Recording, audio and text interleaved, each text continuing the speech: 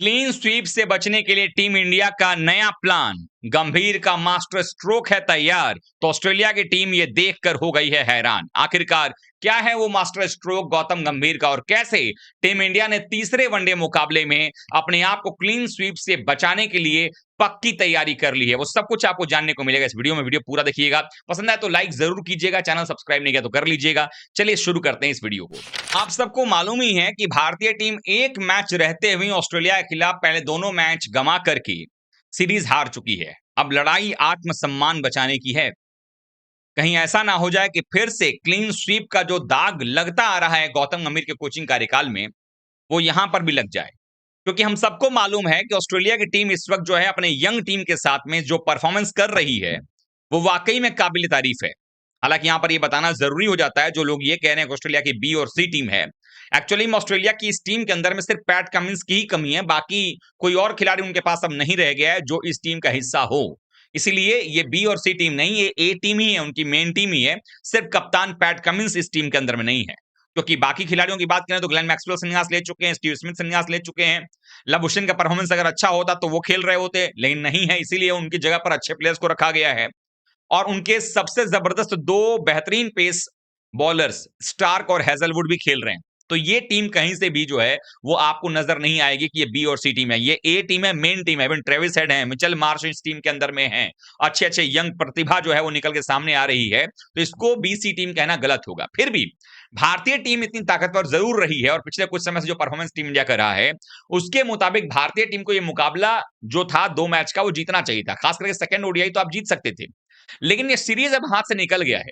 ऐसे में गौतम गंभीर का वो मास्टर स्ट्रोक कौन सा है जो तीसरे वनडे मैच में आपको दिखाई देगा सिडनी के मैदान पर, और इस प्लान को देख करके ऑस्ट्रेलिया भी हैरान है, वो मैं आपको बताऊंगा।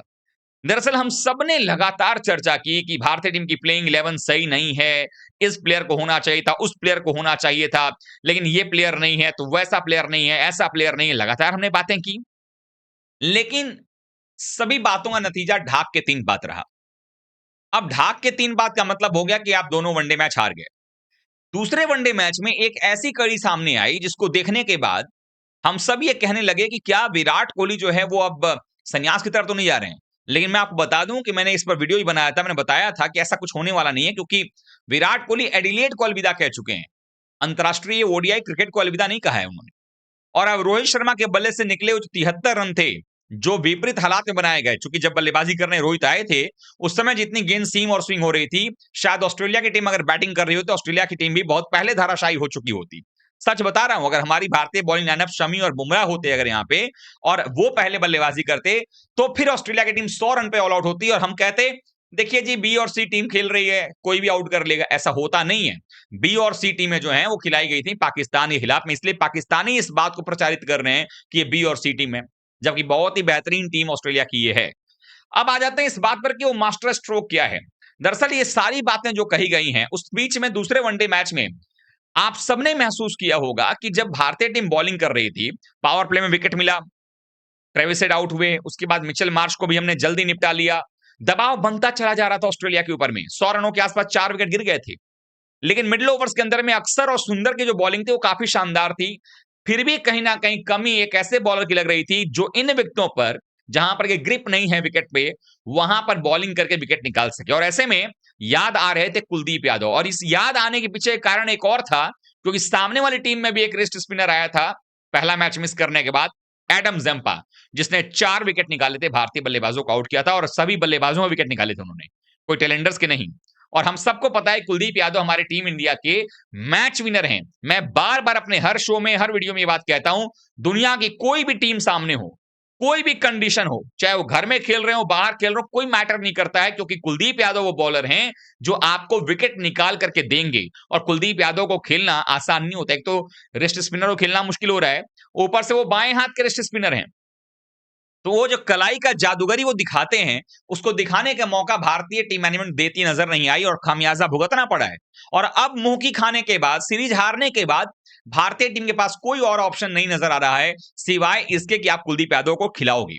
अब सवाल ये उठ रहा है कि आखिरकार कुलदीप यादव खेलेंगे किसकी जगह पर।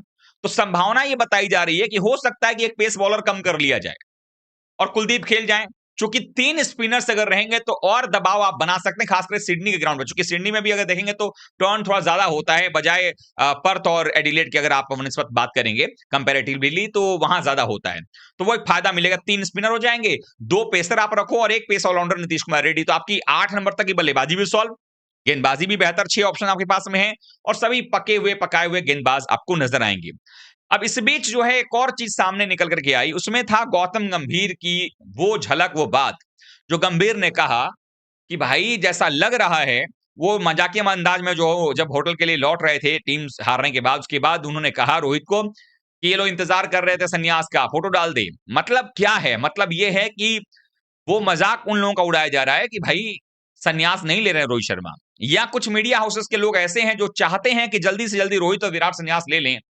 कहीं ऐसा तो नहीं कि रोहित और विराट गंभीर के साथ अच्छे रिलेशनशिप शेयर कर रहे हो, सब कुछ अच्छा चल रहा है और 2027 वर्ल्ड कप तक का रोड मैप तैयार किया गया हो, सिर्फ ये देखते हुए कि भाई सिर्फ गिल ही कप्तान रहेंगे और अय्यर उप कप्तान है, लेकिन विराट और रोहित दोनों का योगदान वहां रहेगा वर्ल्ड कप के लिए, जो कि गिल ने भी वेस्टइंडीज सीरीज के दौरान प्रेस कॉन्फ्रेंस में कहा था कि ये दोनों खिलाड़ियों ने बहुत ज्यादा मैचेस जीताए हैं और ऑब्वियस सी बात है 2027 वर्ल्ड कप के लिए बड़े इंपॉर्टेंट रहेंगे, यानी कहीं ना कहीं बात तो कुछ ना कुछ हुई होगी। तो कहीं ऐसा तो नहीं है कि जो सारी बातें चल रही सब र्यूमर है और यहाँ प्लानिंग कुछ अलग ही चल रही है, और अब तो रोहित के बल्ले से रन भी निकल गया है। रही बात विराट कोहली की, तो 2 डक अगर विराट कोहली आए हैं, तो हम सब ये भी जानते हैं कि अपने जमाने में जब वो लगातार अच्छी बल्लेबाजी करते थे तो एक एक सीरीज में 3-3 4-4 शतक भी लगा सकते थे, और अभी भी वो कारनामा कर सकते हैं आने वाले समय में, लेकिन करना अब पड़ेगा तीसरे मैच में। और भारतीय टीम ये भी सोच रही होगी कि अगला जो वनडे सीरीज है वो नवंबर लास्ट में दिसंबर में जो है वो है वनडे सीरीज आपकी साउथ अफ्रीका से, तो उसके पहले ये मैच टाइम जो मिल रहा है इनको, और यहां अगर विराट के बल्ले से भी रन निकलता है तो रोहित विराट भी फॉर्म में है, और रन नहीं बनने को तो शुभमन गिल से भी रन नहीं बने पहले दोनों मैच के अंदर में, तो सिर्फ हम विराट कोहली पर उंगली क्यों उठा रहे हैं? स्किल सेट के मामले में कोई कमी नहीं है, बस वो बल्ले पर बॉल लगने की बात है। हो सकता है कि खाता नहीं खुला अब 2 मैच में, और जब खाता खुल जाएगा तो हो सकता है वो सीधे शतक में कन्वर्ट हो जाए।